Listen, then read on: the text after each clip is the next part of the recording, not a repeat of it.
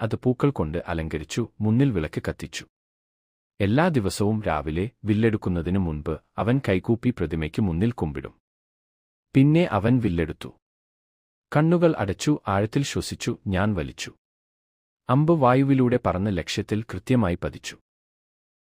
വീണ്ടും വീണ്ടും വീണ്ടും. രാജകുമാരന്മാർ സുഖകരമായ കിടക്കകളിൽ ഉറങ്ങുമ്പോൾ ഏകലവ്യൻ കാറ്റിൽ നിലാവിൽ പരിശീലിച്ചു. ഓരോ പുലരിയും ഒരു പുതിയ തുടക്കം.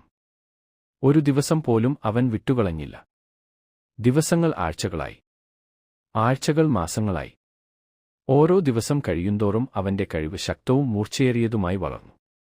നിരസിക്കപ്പെട്ട ആ ബാലൻ ഇപ്പോൾ അജയ്യനായി മാറിയിരുന്നു. കാട് അവന്റെ ഗുരുകുലമായി. കളിമൺ പ്രതിമ അവന്റെ ഗുരുവായി. ഏകലവ്യൻ ലോകം ഇതുവരെ കണ്ടിട്ടില്ലാത്ത ഒന്നായി മാറിയിരുന്നു. തുടർന്ന് എന്ത് സംഭവിച്ചു എന്നറിയാൻ 4 കാണൂ. ഇത്തരം കഥകൾക്കായി